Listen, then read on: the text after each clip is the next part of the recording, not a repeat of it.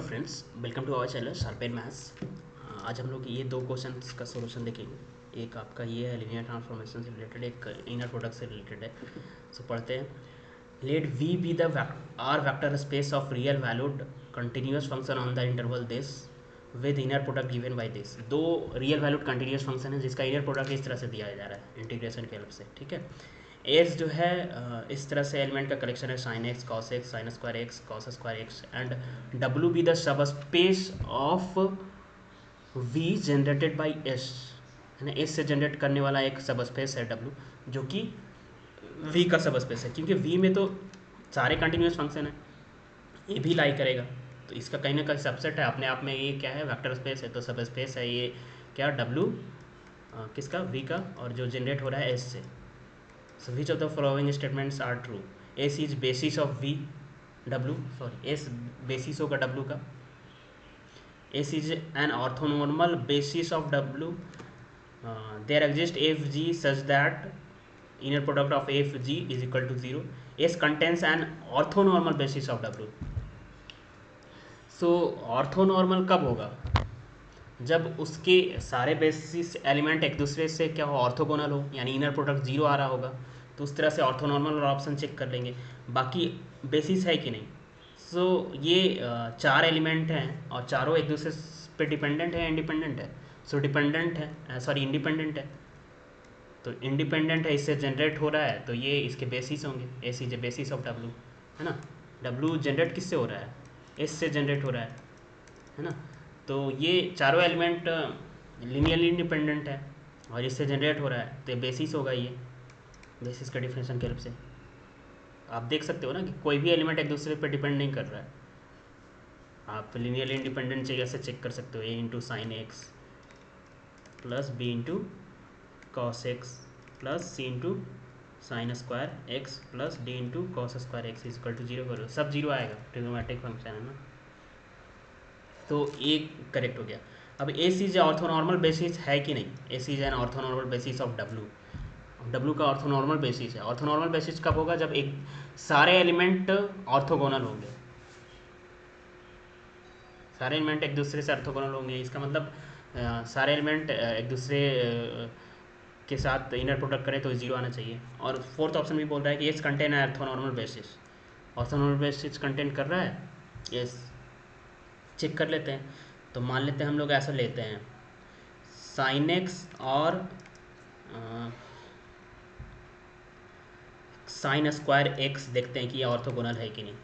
तो इसका inner product क्या आएगा, sine x sine square x का इनर प्रोडक्ट क्या आएगा, 0 to π sine square x into sine x d x. ठीक है। अब इसका इंटीग्रेशन करना है। इंटीग्रेशन जानते हो आप लोग, 1 माइनस कॉस स्क्वायर एक्स लिख देते हैं into sine x d x. तो इसको क्या हो जाएगा, 0 to π sine x minus cos square x sine x d x. So ये क्या आ जाएगा, साइन एक्स का इंटीग्रेशन क्या आएगा, minus cos x 0 to π minus cos cube x by 3, ये आएगा 0 to π।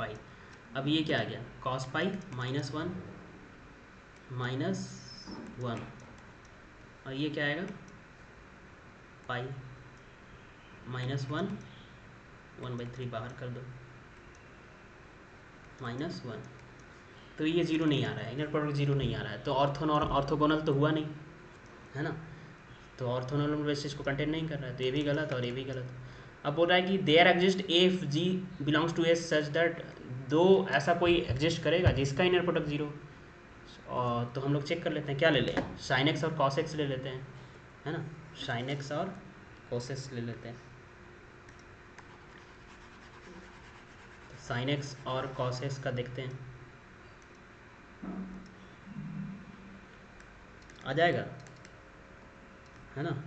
तो यहाँ पे 0 to π इसका इनर प्रोडक्ट ले लेते हैं, sign x cos x d x, sine x यहाँ कॉस एक्स, इसको हटा दो, तो क्या आ जाएगा, साइन एक्स कॉस एक्स का इसको हम लोग लिख सकते हैं 0 to π 1/2 साइन 2x dx, ठीक है। अब इसका इंटीग्रेशन क्या होगा, 1/2 minus cos 2x by 2, 0 to pi, cos 2 pi के क्या होगा 1, कॉस 0 क्या होगा 1, तो ये वैल्यू क्या आ रहा है 0, तो ऐसा एग्जिस्ट कर जाएगा, तो ये ऑप्शन क्या हो गया correct. So 1 and 2 are correct option for this question. Next question पे आते हैं।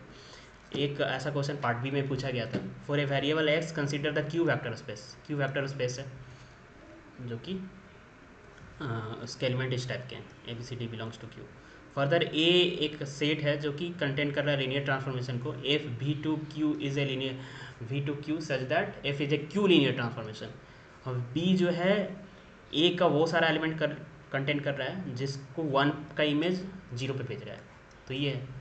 अब ऐसे क्वेश्चंस किए थे, ए जो है क्या है, डायमेंशन ऑफ ए क्या होगा, dimension of linear transformation from V to Q, तो ये क्या हो जाता है dimension of v into dimension of q। Part B में भी पूछा गया था इस टाइप के क्वेश्चन। तो v का डायमेंशन कितना होगा, ये 1 एक्स स्क्वायर एक्स क्यू से जनरेट हो रहा है, सो 4 इंटू 1, q का dimension q over q vector space बनेगा ना, q over r vector space बनेगा नहीं, q ओवर q, तो इसकी डायमेंशन कितना आएगी, डायमेंशन ऑफ a कितना आ गया 4, third option correct. Dimension of b क्या होगा, तो एक कांस्टेंट यूज हो जाएगा, कांस्टेंट वो सारे एक एलिमेंट साथ में एक कंडीशन है, तो डायमेंशन ऑफ बी क्या हो जाएगा 4 माइनस 1, एक कांस्टेंट माइनस कर दो तो 3 आ गया, तो 2 और 3 करेक्ट। अब 1 और 4 में देखते हैं, f belongs to B such that dimension of f is equal to, f जो होगा क्या होगा बी में बिलोंग कर रहा है, तो एफ बी में बिलोंग कर रहा है तो क्या होगा एफ बी से क्यू में होगा और साथ में F1 इज इक्वल टू 0 होगा, ठीक है।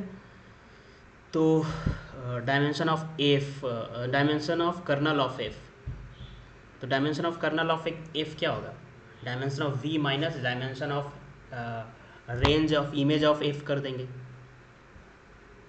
ठीक है। तो ये क्या आएगा dimension of image of F, साथ में एक कंडीशन और है, तो मान लेते हैं dimension of image of F क्या आ जाए 1 आ जाए, like f x f we is equal to ऐसे दिया हुआ, तो dimension of image of f अगर 1 होगा तो dimension of kernel of F क्या होगा, एक तो 4 माइनस वन होगा, एक कांस्टेंट भी यूज़ होगा यहाँ पे, ठीक है, कांस्टेंट भी दिया हुआ है बी के लिए, सो बी का डायमेंशन 3 और एक और कांस्टेंट, तो क्या हो जाएगा 3 माइनस 1 2 हो जाएगा। अगर फोर्थ ऑप्शन देखे तो f belongs to A then image of f is 1 dimension, image of f 1 dimension का ही होगा, जरूरी है। एफ वी टू क्यू ले ले, f V to Q mapping किया गिवन है, सो मान लेते हैं इमेज क्या होगा, एक तो इमेज और कर्नल का डायमेंशन का सम क्या होगा रैंकनलिटी थ्योरम से और 4 के बराबर होगा, तो कर्नल का डायमेंशन कितना हो जा सकता है 3 हो सकता है, और कर्नल का डायमेंशन 4 भी हो सकता है ना पूरा, मतलब इमेज 0 हो, सो 1 डायमेंशनल बोला जा रहा है, image of f is 1 dimensional Q vector space, जरूरी है। अगर f is equal to 0 mapping ले ले तो 0 मैपिंग ए में बिलोंग करेगा, और 0 मैपिंग का डायमेंशन कितना होगा, इमेज का डायमेंशन 0 होगा, कर्नल इसमें 4 आ जाएंगे, तो अगर f we is equal to 0 लेंगे इस केस में क्या होगा, ये ऑप्शन रॉन्ग हो जाएगा। अब इसी के हेल्प से हम लोग फर्स्ट ऑप्शन को कर सकते हैं कि एफ अगर ए में बिलोंग कर रहा है, मान लिया 1 डायमेंशन है, 1 डायमेंशन इमेज है, इमेज का डायमेंशन 1 है, तो dimension of kernel of F क्या होगा अगर एफ बी में बिलोंग करेगा तो 4 -1 एक तो कांस्टेंट के चलते माइनस होगा, और एक इमेज अगर 1 डायमेंशन होगा तब तो 2 आएगा, है ना। तो dimension of kernel of f 2 possible भी है, ठीक है, तो ये ऑप्शन भी आपका रॉन्ग होंगे, ठीक है। तो इस तरह से ऐसे क्वेश्चन को कर सकते हैं। Okay, thank you.